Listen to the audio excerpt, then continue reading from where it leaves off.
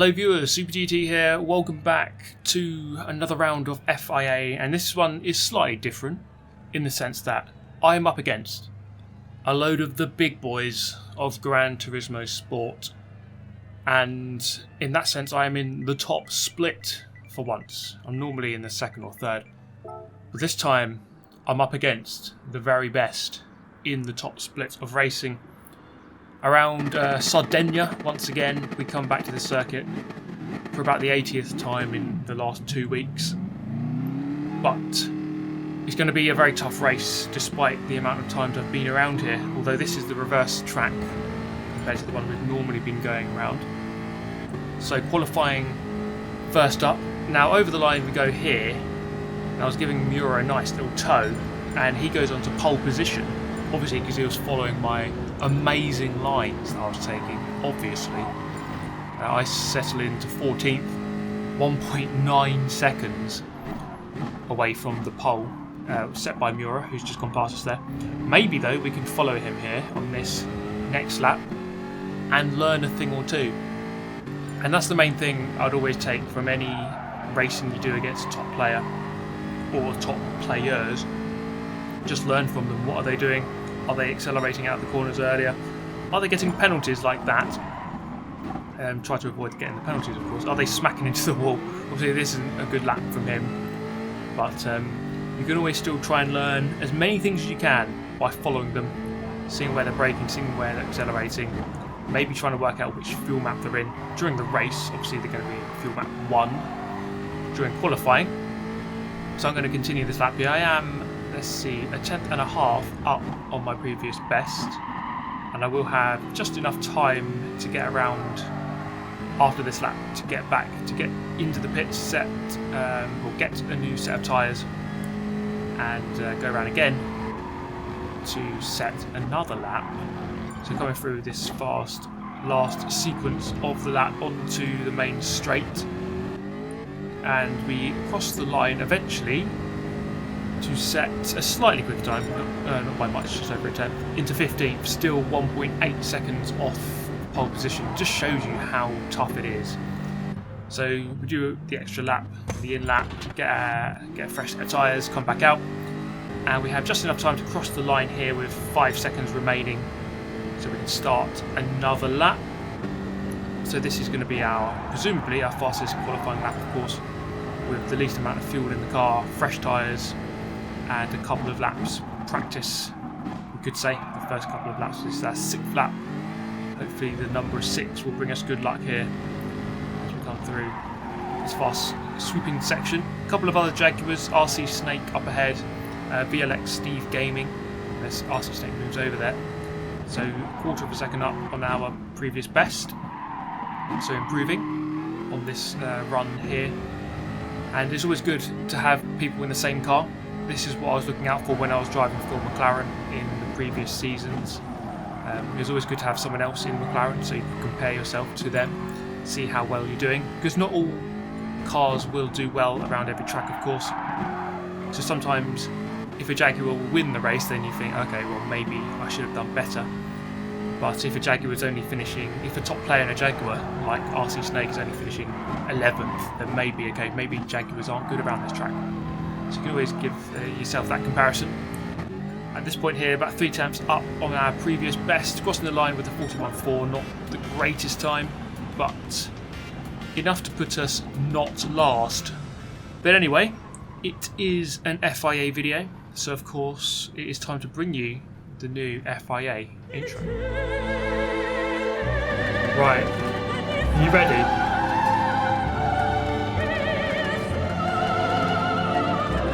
Yes, it exists. Let's go. First time ever.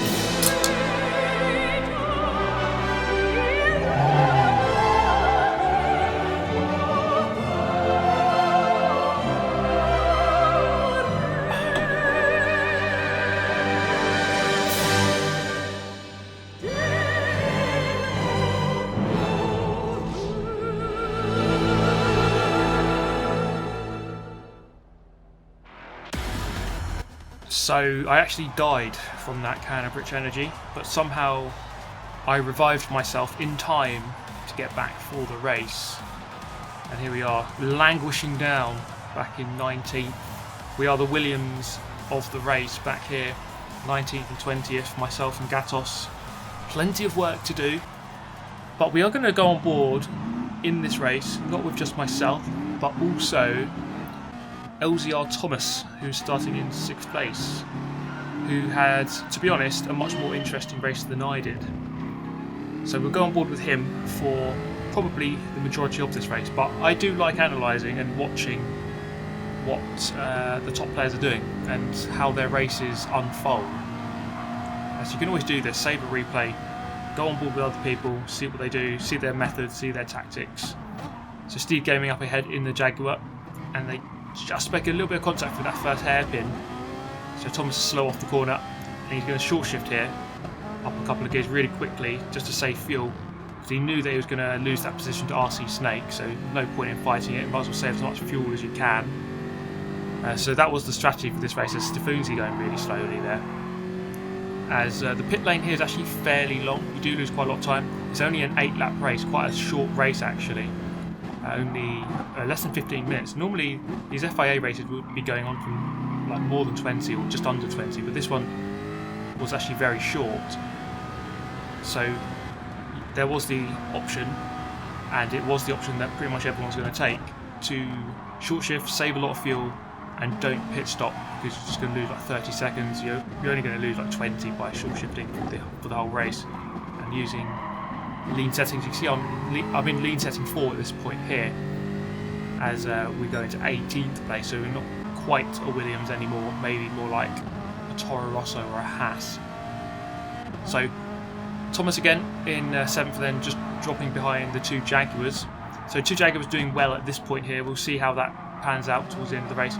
And one of the really important things in any of these races which involve a lot of fuel saving is slipstream, as you can save so much fuel by being behind someone else.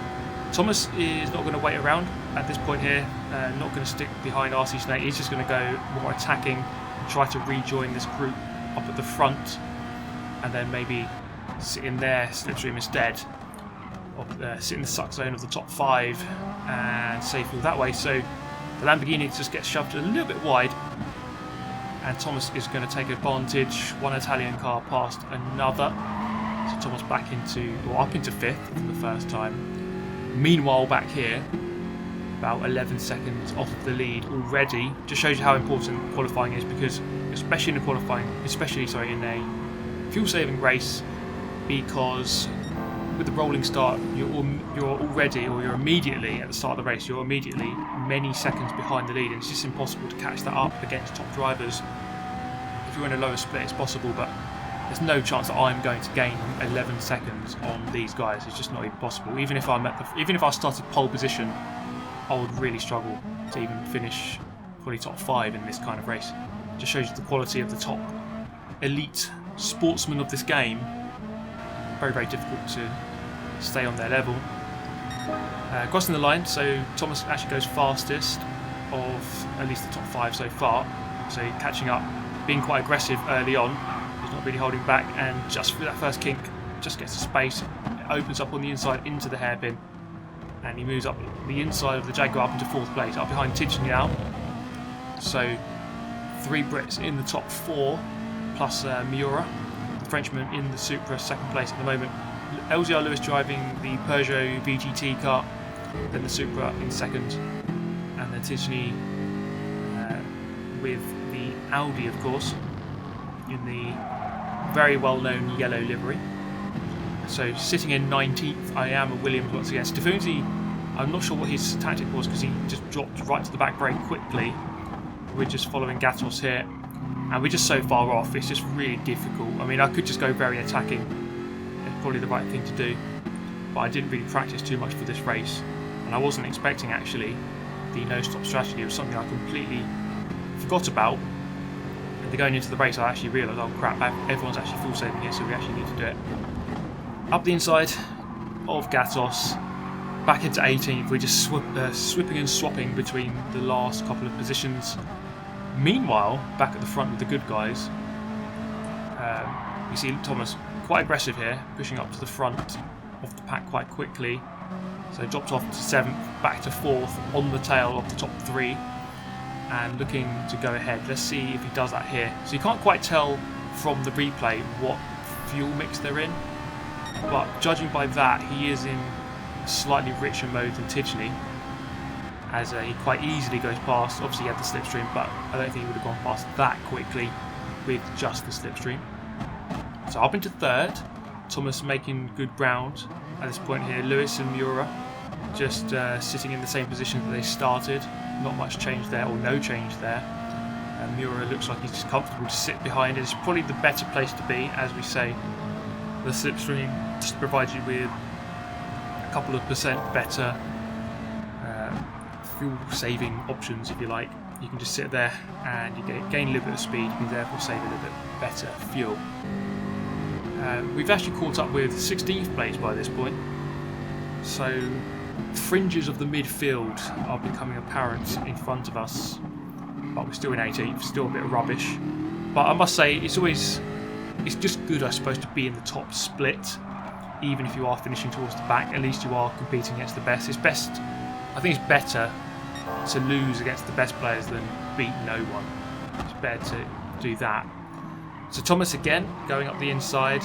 He's not really holding about. He's not holding about here. Just going straight towards the front, not being too conservative as you normally would be in this kind of race. He seems to be a lot more aggressive, moving to the front, and it does make for some interesting and intriguing viewing as we kind of see how that's going to play out with his fuel at the end. So obviously by being more attacking, you are using more fuel, but we can't see exactly. Well, I mean, he's used 50% there. We've crossed the line, and I think he's just used a little bit more than 50%. So that is the end of lap 4. So the half of the race is done, but he has used just a little bit more than half the tank, I think. So he's pretty much on target to get to the end, but he does need to save a little bit more in the second half of the race. Gets a little bit of oversteer on the exit of the first hairpin, but still in the wheel tracks of Lewis. So the LZR guys here, first and second at this point of the race. And by this point here, he can kind of just settle in, I would imagine. We'll see how this one plays out. But Lewis maybe would want someone else to take turns in leading, as you, of course, don't get the benefit of any slipstream when you're sitting in the lead. And that's going to happen here. So Lewis, presumably going into a very lean mode there, just letting Thomas go by. So Thomas to the front of the race, from started 6th place, went down to 7th, into the lead by lap 5. So interesting to see how that one plays out. So going past the GTP driver here into 17th. So again, just swapping a couple of positions at the back here, but it really isn't going to make much difference, because once you're outside of, let's say, the top sort of 8 or 9, the points that you get are just really bad. And normally I would be aiming for anything between or anything more than about 1,600 points for a race in FIA.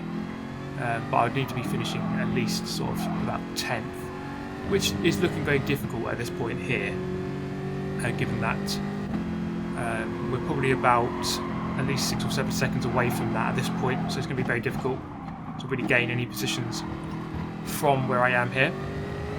So you can see a bit of a queue forming behind. We're going to skip ahead a couple of laps, still in 17th by the end of lap number 6. So 3/4 of the race is done. These guys are just sitting in my wheel tracks now, saving a bit of fuel. As we come across the line with 24% of fuel remaining, or 23%, with 2 laps to go. So less than a quarter of a tank in the tank, and a quarter of the race to go. So we're slightly behind schedule to finish the race at this point. Let's not forget, of course, though, that when it says 22%, for example, you've actually got 23%. So when you get to 0, you've still got 1%. It's kind of weird how it works. It starts on 99 and goes to 0 rather than 100 to 1. And then 0 when you run out. It's a little bit weird the way that the fuel percent works, but that is how it works, so you have to kind of adapt to that. So meanwhile, at the front, we have just over a lap remaining. It is a close race. It is quite hard to tell because, unfortunately, on the replays, for some reason, you can't see the time gaps on the left-hand side of the screen. It doesn't show that.